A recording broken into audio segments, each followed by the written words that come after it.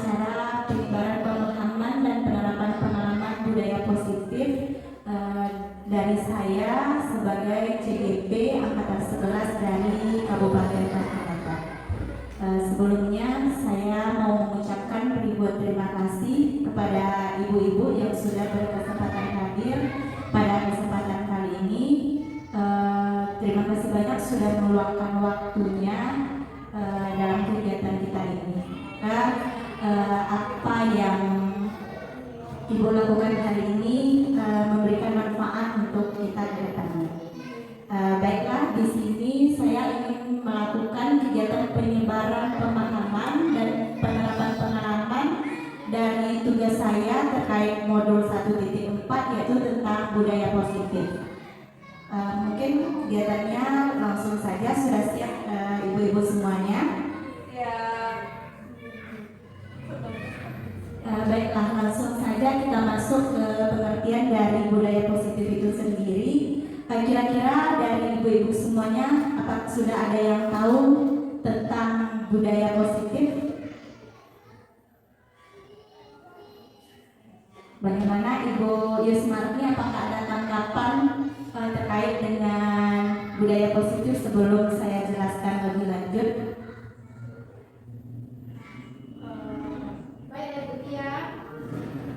Sepengetahuan saya tentang budaya positif itu adalah suatu tindakan atau sikap yang kita wujudkan kepada anak untuk membangun kejujuran, disiplin, serta merangsang untuk meningkatkan disiplin anak tersebut. Ya, oke. Baik, terima kasih Bu Yus. Mungkin kita kasih aplaus dulu untuk Ibu Yusmarni. Baiklah, langsung saja kita lihat slide kita pada yang pertama ini tentang budaya positif.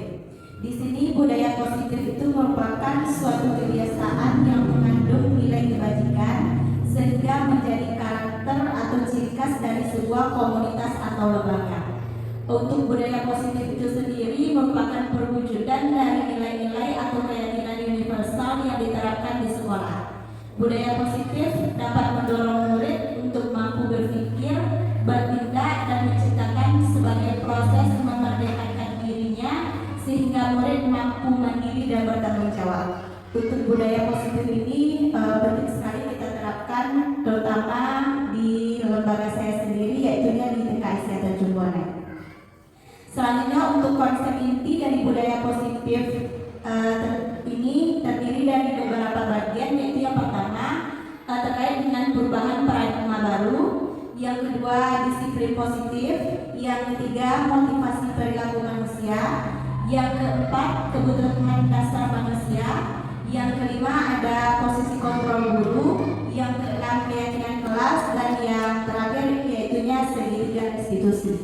Untuk penjelasannya kita lihat pada slide selanjutnya. Di sini kita masuk ke pembelajaran dengan paradigma baru. Pada pembelajaran paradigma baru ini merupakan pembelajaran yang dirancang berdasarkan prinsip pembelajaran berdiferensiasi, sehingga murid belajar sesuai dengan kebutuhannya berdasarkan tahap perkembangan sesuai teori psikologi modern untuk mewujudkan profil pelajar Pancasila. Di sini untuk pembelajaran berdiferensiasi itu adalah pembelajaran yang disesuaikan dengan minat dan karakter anak sesuai dengan keadaan lembaga masing-masing. Selanjutnya di sini untuk profil pelajar Pancasila itu sendiri terdiri dari beriman bertakwa kepada Tuhan Yang Maha Esa dan berakhlak mulia.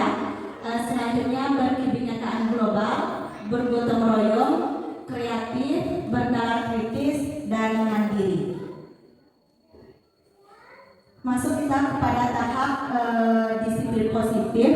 Di sini disiplin positif itu mengacu kepada disiplin diri yang memiliki tanggung jawab terhadap apa yang dilakukannya berdasarkan kepada nilai-nilai keyakinan. Disiplin positif merupakan salah satu cara penerapan disiplin yang bertujuan untuk menumbuhkan kesadaran serta memberdayakan murid tanpa imbalan penghargaan, ancaman ataupun hukuman. Mungkin sedikit di sini saya ingin bertanya kepada ibu-ibu semuanya, dari penerapan disiplin positif ini, apakah contoh yang sudah pernah kita terapkan di lembaga kita masing-masing? Bagaimana ibu-ibu, apakah sudah menerapkan konsep disiplin positif ini di lembaga kita masing-masing? Sudah. Salah satu contohnya seperti apa, Ibu Salma? Contohnya anak-anak itu tanggung jawab mengembalikan permainan yang telah dia mainkan ke tempat semula kembali. Iya, baik. Salah satu contohnya kata Ibu Salma, anak-anak ketika bermain, setelah melakukan kegiatan bermain, dia mengembalikan alat permainannya ke tempat semula. Itu salah satu contoh dari penerapan disiplin positif ya Ibu. Mungkin bukan hanya itu, dan kegiatan disiplin positif yang bisa kita terapkan. Misalnya saja untuk lembaga saya menerapkan kegiatan morning greeting. Itu kegiatannya kegiatan antri sebelum kegiatan memasuki ruangan kelas. Mungkin banyak sekali penerapannya yang bisa kita terapkan untuk ke depannya. Selanjutnya di sini disiplin positif adalah pembiasaan-pembiasaan hal yang baik, mencakup sikap atau perilaku maupun tutur kata oleh seluruh warga sekolah, terutama bagi murid agar dapat berkembang menjadi pribadi yang kritis, mandiri dan bertanggung jawab. Di sini sebagai pendidik, tujuan kita adalah menciptakan murid yang memiliki disiplin diri sehingga mereka berperilaku mengacu pada nilai-nilai kebajikan universal dan memiliki motivasi intrinsik dalam perubahan perilaku ke arah yang lebih baik. Nah, di sini untuk motivasi perilaku manusia itu yang pertama terdiri dari motivasi ekstrinsik dan motivasi intrinsik. Untuk motivasi ekstrinsik ini salah satunya untuk menghindari ketidaknyamanan atau hukuman. Selanjutnya untuk mendapatkan imbalan atau penghargaan dari orang lain. Pada bagian motivasi intrinsik, di sini tujuannya untuk menjadi orang yang mereka inginkan dan menghargai diri sendiri dengan nilai-nilai yang mereka percayai.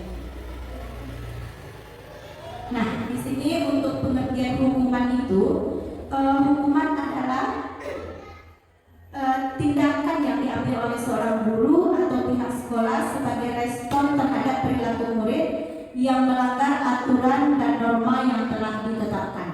Biasanya kalau untuk hukuman ini dilaksanakan secara tiba-tiba tanpa adanya rencana, murid tidak tahu apa yang akan terjadi atau tidak dilibatkan. Yang selanjutnya itu bersifat satu arah. Yang terakhir berupa hukuman fisik atau psikis. Masuk kita kepada konsekuensi. Di sini konsekuensi adalah hasil atau akibat alami dari perilaku murid yang dapat terjadi tanpa campur tangan guru. Konsekuensi dalam pendidikan lebih bersifat logis atau terkait langsung dengan tindakan murid. Untuk konsekuensi ini dilaksanakan secara terencana atau disepakati sesuai dengan peraturan. Selanjutnya, murid tetap dibuat tidak nyaman dengan adanya konsekuensi. Yang ketiga, sikap guru selalu memonitor murid. Untuk yang selanjutnya yaitunya restitusi. Mungkin ini hal yang baru kita dengar ya Bu-ibu ya. Biasanya kita hanya mendengar hukuman, penghargaan. Nah, sekarang kita beranjak kepada yang namanya lagi restitusi. Di sini restitusi dalam pendidikan adalah upaya untuk memperbaiki kerusakan atau kerugian yang telah disebabkan oleh perilaku murid. Restitusi ini berfokus pada pemulihan dan tanggung jawab serta mendorong murid untuk mengubah atau memperbaiki situasi. Tujuan dari restitusi ini tahapnya, proses ini menciptakan kondisi bagi murid untuk memperbaiki kesalahan. Selanjutnya, proses kolaborasi yang mengajarkan murid untuk mencari solusi sendiri. Biasanya mungkin kalau di lembaga kita hanya menggunakan sebatas hukuman atau adanya penghargaan. Restitusi ini lebih kepada tanggung jawab apa yang harus dilakukan anak dari tindakan yang sudah mereka lakukan. Nah, ini adalah kebutuhan dasar manusia. Di sini kebutuhan dasar manusia adalah segala sesuatu yang kita lakukan untuk mendapatkan apa yang kita inginkan. Seluruh tindakan yang kita lakukan memiliki tujuan tertentu dan semua usaha terbaik yang kita lakukan adalah dalam rangka agar kebutuhan dasar kita terpenuhi dengan baik. Di sini ada 5 kebutuhan dasar manusia, yaitu yang pertama bertahan hidup, terdiri dari makanan, pakaian, tempat tinggal, keamanan, dan juga kesehatan. Yang kedua adalah kasih sayang dan rasa diterima, yang terdiri dari rasa diterima, dipedulikan, berbagi, kerjasama, menjadi bagian di dalam suatu kelompok. Yang ketiga ada penguasaan.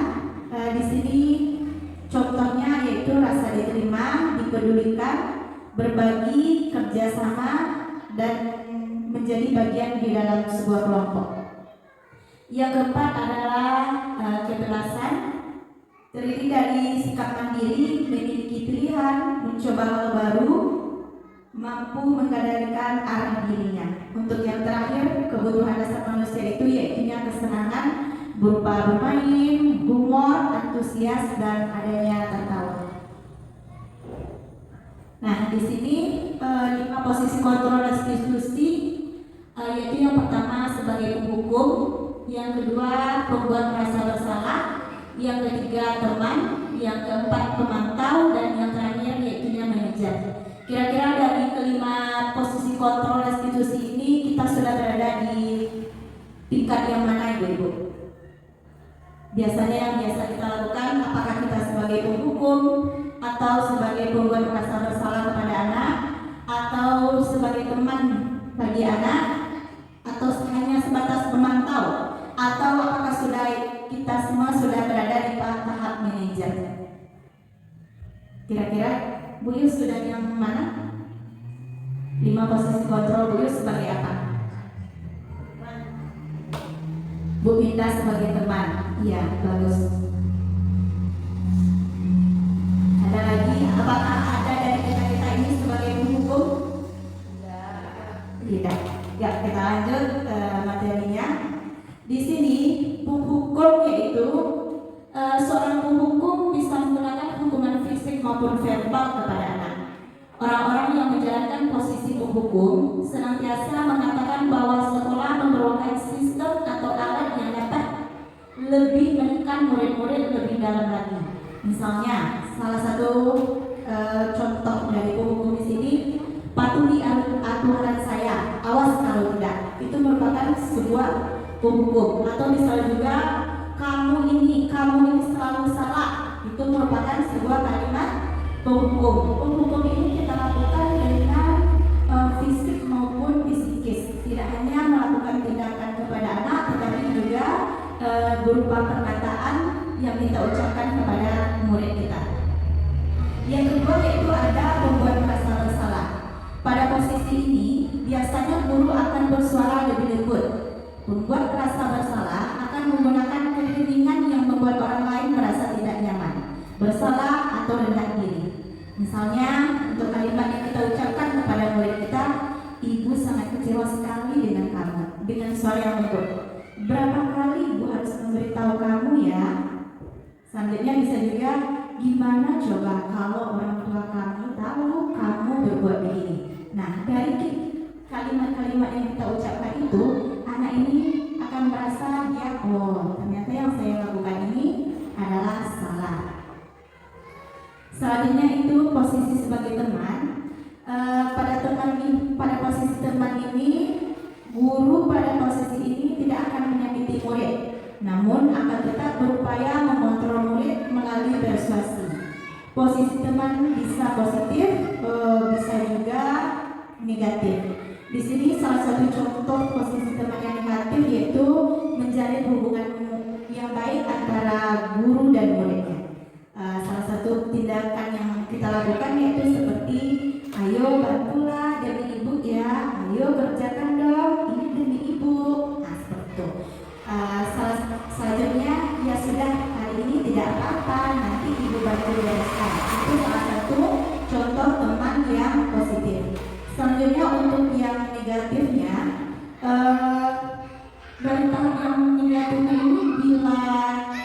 gurunya tidak membantu lagi murid tersebut, wah dia akan kecewa sekali dengan kita. Saya pikir ibu dan bapak adalah teman saya, itu yang akan diucapkan anak kalau kita sebagai teman yang negatif. Selanjutnya pada posisi pemantau, di sini memantau berarti mengawasi. Posisi pemantau berdasarkan pada peraturan-peraturan dan konsekuensi. Misalnya ada anak di kelas kita yang berbuat kesalahan, cara kita memantaunya dengan pertanyaan, peraturannya apa ya? Nah, apa yang boleh kamu lakukan? Selanjutnya sanksi atau konsekuensinya apa ya? Nah, gitu. Kalau misalnya anak kita lagi bermain, mainannya tidak dikumpulkan lagi, kita bisa bertanya, kira-kira tindakan ini bagus nggak ya untuk kita? Nah, setelah bermain apa ya yang harus kita lakukan? Itu merupakan sebuah posisi sebagai pemantau. Nah, masuk kita ke posisi yang selanjutnya yaitu manajer. Manajer ini merupakan posisi di mana guru berbuat sesuatu bersama dengan murid, mempersilahkan murid mempertanggungjawabkan perilakunya, mendukung murid agar dapat menemukan solusi atau permasalahan sendiri. Di sini seorang manajer telah memiliki keterampilan di posisi teman ataupun pemantau. Di posisi manajer, murid diajak untuk menganalisis kebutuhan dirinya maupun kebutuhan orang lain. Di sini penekanan bukan pada kemampuan membuat konsekuensi, namun dapat berkolaborasi dengan murid bagaimana memperbaiki kesalahan yang ada. Nah, misalnya seperti ini ya, kalimat yang kita ucapkan kepada anak. Ketika anak berbuat kesalahan, kita bertanya lagi, apa ya yang kita yakini di dalam kelas kita ini? Nah, kita nanti kembali lagi ke yang namanya adalah keyakinan kelas. Apa kesepakatan yang sudah kita bikin bersama murid kita? Selanjutnya, apa yang kamu yakini? Nah, dia nanti akan berpikir lagi, wah apa ya keyakinan yang kita bikin di kelas? Kita harus bagaimana ya ketika mereka berkelahi dengan temannya, ketika kita tanya, sebenarnya apa yang kamu yakini? Wah, ternyata dengan teman ini kita harus saling sayang. Itu sebuah keyakinan kelas yang sudah dibikin oleh guru bersama murid di dalam kelas.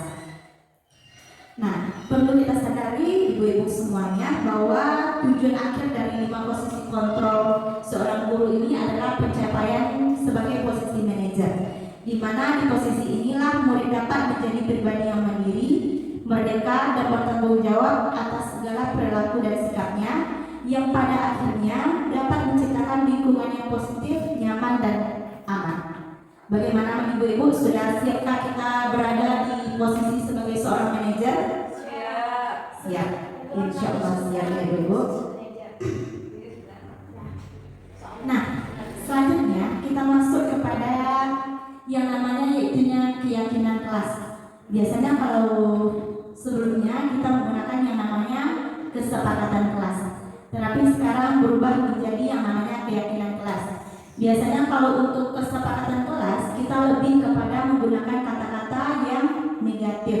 Misalnya tidak boleh, jangan, itu merupakan kalimat yang negatif. Nah, untuk keyakinan kelas ini kita lebih menggunakan kalimat dalam bentuk yang positif. Di sini keyakinan kelas itu merupakan kesepakatan kelas yang diyakini bersama guru dan murid dengan harapan dapat meningkatkan kedisiplinan kepada murid. Untuk keyakinan kelas berupa pernyataan universal, dibuat dalam bentuk positif dan bersifat abstrak. Keyakinan kelas hendaknya tidak terlalu banyak sehingga mudah diingat dan dipahami oleh murid. Semua warga kelas ikut berkontribusi dalam pembuatan keyakinan kelas lewat kegiatan mengutarakan pendapatnya. Nah, keyakinan kelas ini dibikin oleh guru bersama dengan murid di dalam kelas. Biasanya kalau untuk keyakinan kelas itu lebih mendominan kepada guru yang membuat kesepakatannya. Misalnya, anak ibu tidak boleh ya berlari di dalam kelas, anak ibu tidak boleh berantem bersama teman. Itu yang membuat kesepakatan itu adalah lebih kepada guru. Untuk keyakinan kelas ini merupakan kerjasama yang dilakukan oleh murid bersama dengan ibu gurunya di kelas. Nah, Ini pembentukan keyakinan kelas itu bersifat abstrak dari peraturan, berupa pernyataan universal, dibuat dalam pernyataan positif, sedikit saja agar mudah diingat. Selanjutnya sesuai dengan kondisi kelas dan sekolah sehingga mudah diterapkan. Yang terakhir, semua warga sekolah atau warga kelas dilibatkan saat membuat keyakinan kelas. Nah, ini contoh pembentukan keyakinan kelas yang sudah saya lakukan pada kelas B1. Di sini saya membuat keyakinan kelas bersama dengan 20 orang murid saya. Terdapat 5 keyakinan kelas yang kami sepakati. Nah, di sini ada berupa keselamatan, menjaga keselamatan, menjalin kasih sayang, keindahan, kesabaran, dan yang terakhir adanya rasa tanggung jawab. Masih semangat ibu-ibu semuanya? Ya, kita lanjut kepada konsep dari segitiga restitusi. Mungkin ini kalimatnya masih baru bagi kita semua ya ibu-ibu ya. Bagi saya sendiri juga baru saya mendengarkan kata-kata segitiga restitusi. Di sini untuk segitiga restitusi merupakan suatu proses dialog yang dijalankan oleh guru agar dapat menghasilkan murid yang mandiri dan bertanggung jawab. Segitiga restitusi membantu murid memiliki tujuan, disiplin positif, dan memperbaiki dirinya setelah berbuat salah. Restitusi bukan untuk menebus kesalahan, namun belajar dari sebuah kesalahan. Di sini tahapan dari segitiga restitusi itu yaitu menstabilkan identitas yang pertama, yang kedua validasi tindakan yang salah, dan yang terakhir yaitunya menaikkan keyakinan. Nah, di sini dari menstabilkan identitas itu berdasarkan kepada prinsip membuat kesalahan adalah bagian dari proses pembelajaran. Seperti dengan kita mengucapkan kepada murid berbuat bersalah itu wajar saja. Yang kedua, tidak ada manusia yang sempurna. Yang ketiga, ibu bapak tidak mau mencari siapa yang salah, tapi ibu bapak ingin mencari solusi dari permasalahan ini. Yang keempat, kamu berhak merasa begitu. Nah, itu salah satu ungkapan yang kita berikan kepada murid dari tahap menstabilkan identitas. Selanjutnya, validasi tindakan yang salah. Di sini berdasarkan kepada prinsip setiap perilaku berupaya memenuhi suatu kebutuhan tertentu. Salah satu pertanyaan yang dapat kita lemparkan kepada murid yaitu, kamu pasti punya alasan mengapa melakukan hal itu. Yang kedua, padahal kamu bisa melakukan yang lebih buruk dari ini ya. Yang ketiga, kamu patut bangga karena telah melindungi sesuatu yang penting buatmu. Yang keempat, kamu melakukannya karena mempertahankan sesuatu yang penting bagimu. Nah, oke. Ini untuk kalimat dari validasi tindakan yang salah. Selanjutnya, menanyakan keyakinan. Restitusi yang terakhir, berdasarkan prinsip teori kontrol bahwa pada dasarnya kita termotivasi secara intrinsik. Di sini bentuk pertanyaan yang bisa kita berikan yaitu, apakah keyakinan kelas kita? Yang kedua, nilai-nilai apa yang telah kita sepakati bersama? Yang ketiga, seperti apa gambaran sebuah kelas ideal menurut kamu? Dan yang keempat, kamu ingin menjadi guru yang seperti apa? Nah, biasanya kalau kita di sekolah kita dalam melakukan sebuah kesalahan, apakah kita sudah menerapkan segitiga restitusi di lembaga kita? Belum, sepertinya belum ya ibu ya. Biasanya kalau untuk sebuah kesalahan yang dibikin oleh anak kita, misalnya satu anak yang salah bermasalah dengan teman yang lain, kita hanya bikin kita hanya melakukan, wah kamu harus minta maaf bersama kepada temanmu, hanya sebatas meminta maaf tanpa adanya tindakan tanggung jawab.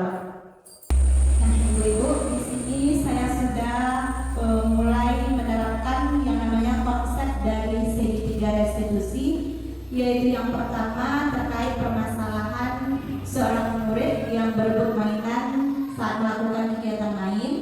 Yang kedua di sini murid yang membuang sampah sembarangan.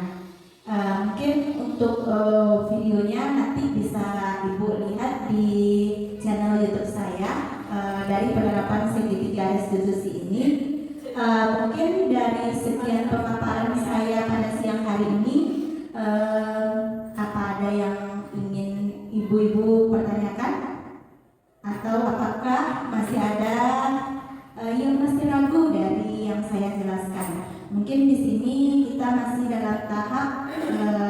belajar ya Bu-Ibu ya. Saya belum sempurna juga dalam penerapan budaya positif ini, terutama di lembaga saya. Apakah ada yang ingin ditanyakan atau apakah kedepannya kita akan menerapkan konsep dari budaya positif ini di lembaga kita masing-masing? Ya, kita coba laksanakan di lembaga kita. Ya, bagus Bu Yusmarni. Kata Ibu Yusmarni, nanti saya akan mencoba menerapkan konsep dari budaya positif di lembaga saya. Sebenarnya konsep budaya positif ini sudah kita terapkan di lembaga kita masing-masing. Mungkin belum sempurna kita lakukan atau belum sesuai dengan konsep-konsep yang ada. Nah, baik, terima kasih Ibu-Ibu. Mungkin hanya itu pemaparan saya pada siang hari ini. Jika ada salah dan kurangnya, saya mohon maaf. Sekali lagi terima kasih untuk waktu yang sudah diluangkan untuk kegiatan saya kali ini. Semoga bernilai ibadah untuk kita semuanya. Saya sudahi dengan doa keselamatan. Wabillahi taufiq wassabilillah. Fastabiqul khairat. Assalamualaikum warahmatullahi wabarakatuh. Waalaikumsalam warahmatullahi wabarakatuh.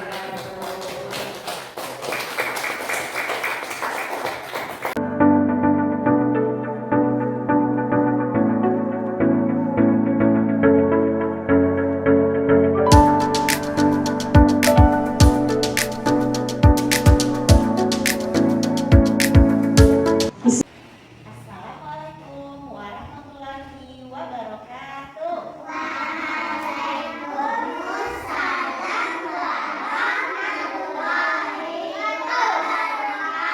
Selamat pagi anak ibu semuanya. Gimana kabarnya hari ini?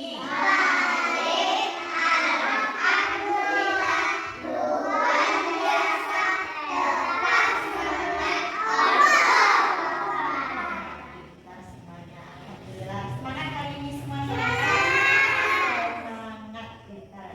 Hari ini kita akan bikin yang namanya itu keyakinan kelas. Apa? Keyakinan kelas. Keyakinan kelas itu prinsip-prinsip yang harus anak ibu jalani, yang harus kita kerjakan untuk kedepannya.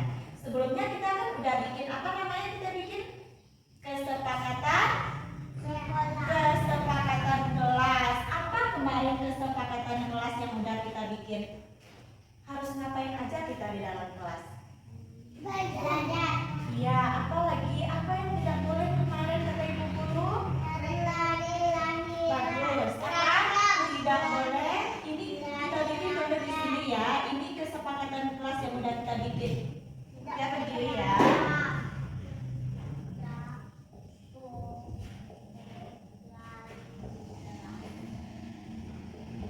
Apa? Yang pertama, tidak boleh berlari di dalam kelas. Tidak boleh berlari. Bagus. Apa lagi? Tidak boleh berantem.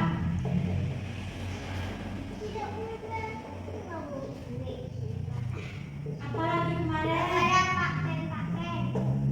Iya bagus, ini udah sama disayang. Apa lagi? Apa lagi kemarin? Tidak boleh apa? Iya, dia kesepakatannya di dalam kelas yang udah kita bikin kemarin. Apa aja kesepakatan kita? Oh, tidak boleh coret dinding. Bagus.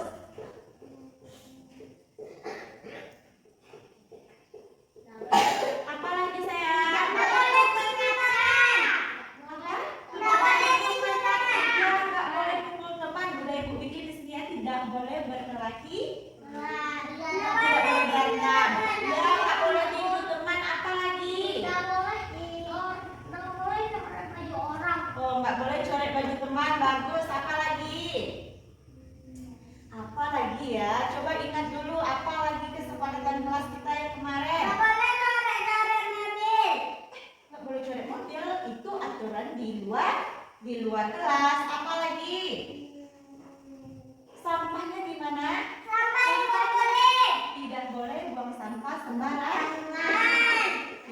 boleh buang sampah sembarangan. Nanti ditangkap polisi. bagus. Apa lagi? Kalau ibu guru lagi bicara kita gimana? Iya. Bagus. Iya. Apa?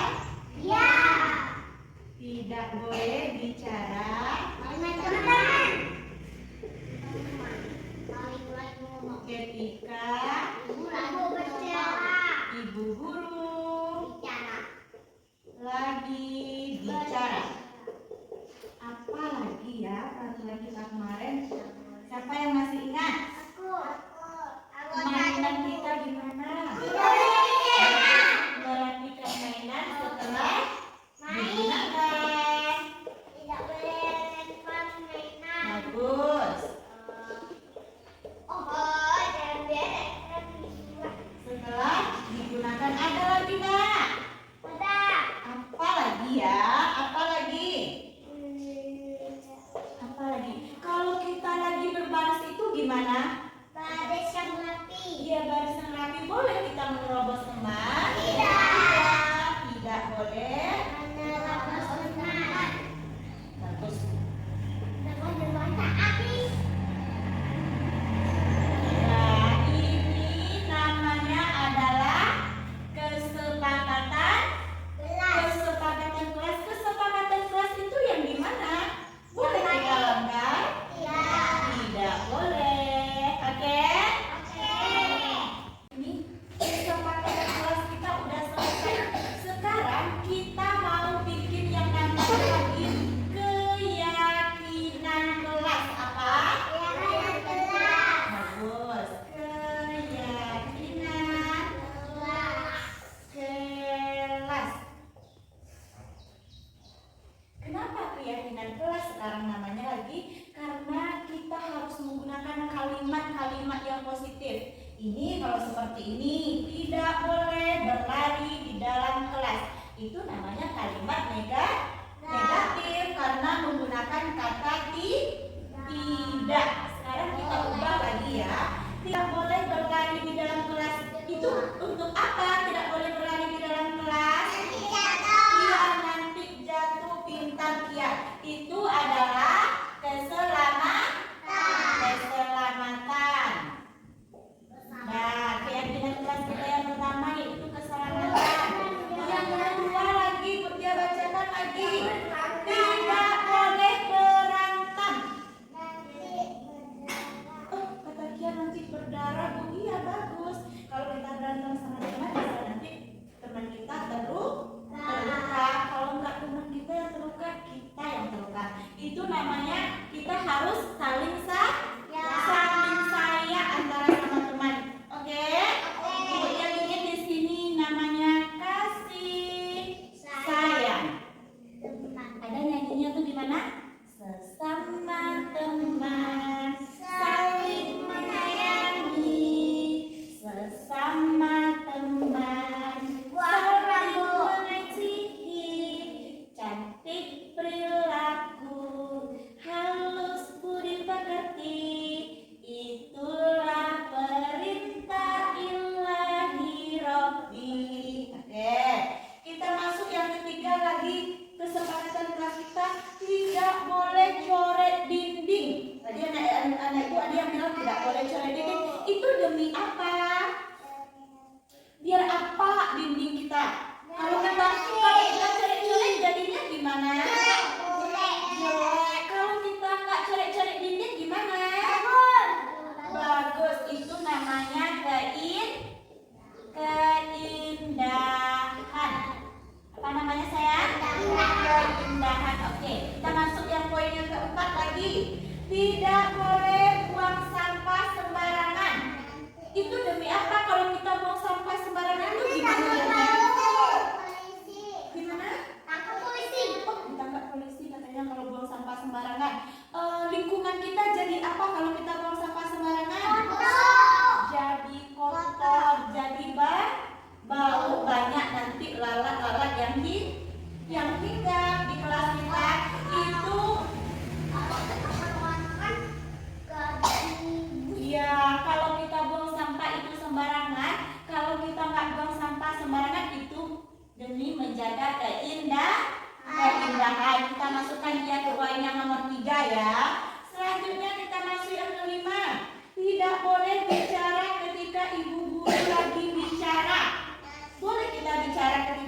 dia lagi bicara? Tidak boleh. Itu namanya apa? Kesabaran. Kita harus sabar dulu. Nanti setelah ibu guru siap bicara, baru anak ibu yang bicara. Oke? Oke. Yang kelima lagi.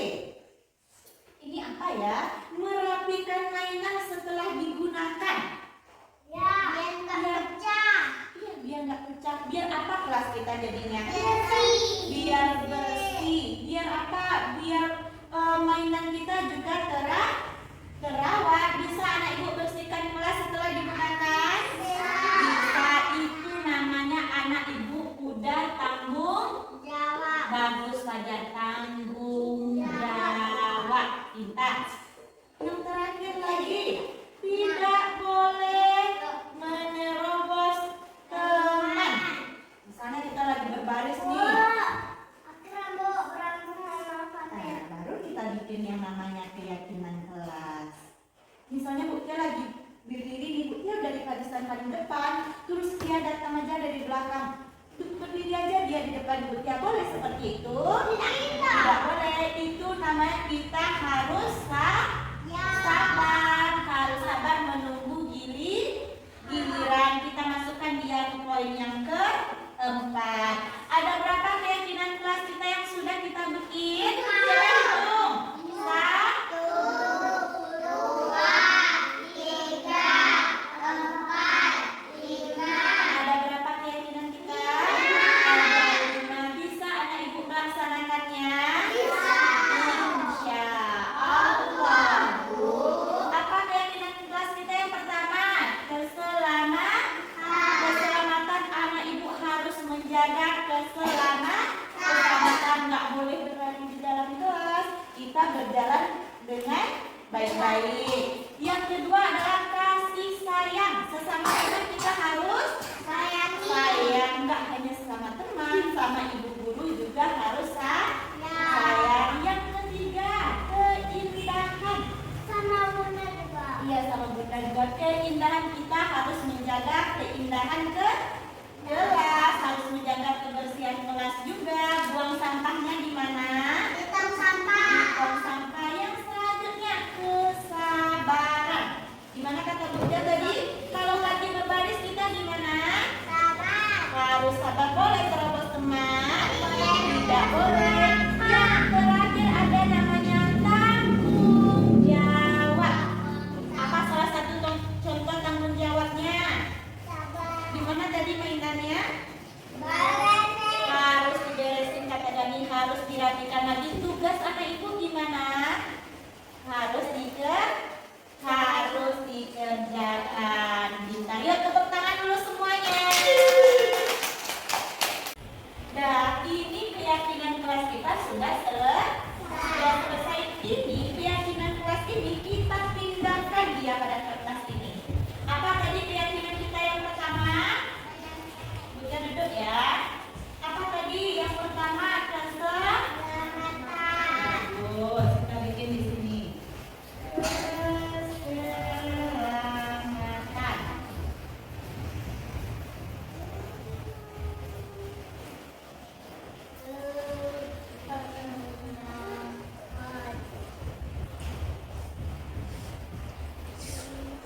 Lihat semuanya ya. Yang kedua apa? Apa tadi yang kedua? Saling sama teman gimana? Ya, kasih. Bagus wajar. Kasih.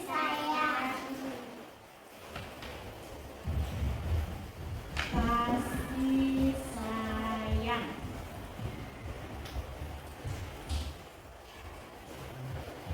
Yang ketiga apa? Apa tadi yang ketiga ya? Kelas kita harus gimana? Ya, keindahan.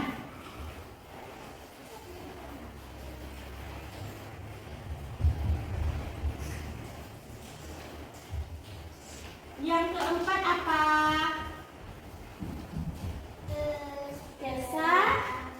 Kesabaran.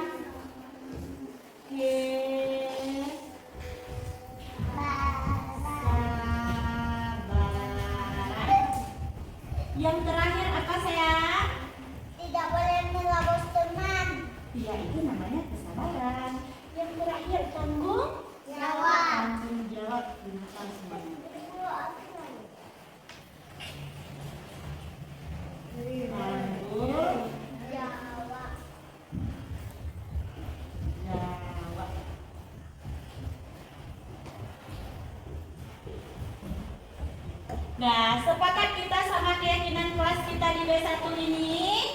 Sepakat semuanya? Sepakat. Mau melaksanakannya? Mau. Kalau kita mau melaksanakannya, nanti kita bikin cap jempol kita di sini. Oke?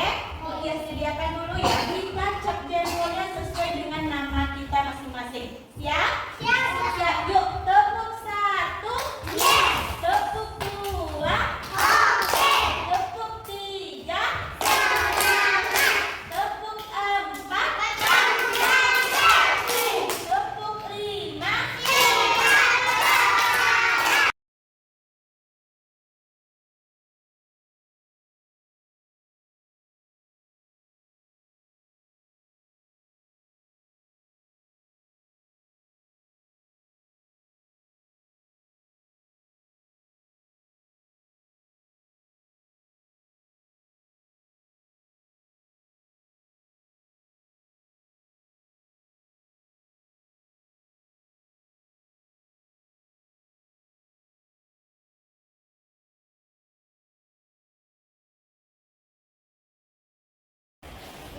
Dan ini keyakinan kelas kita dari B1 sudah selesai. Sudah anak ikut tanda tangan juga. Karena kita nggak bisa laksanakan, makanya kita pakai cap jempol. Keyakinan kita ini harus kita akalkan, harus kita patuh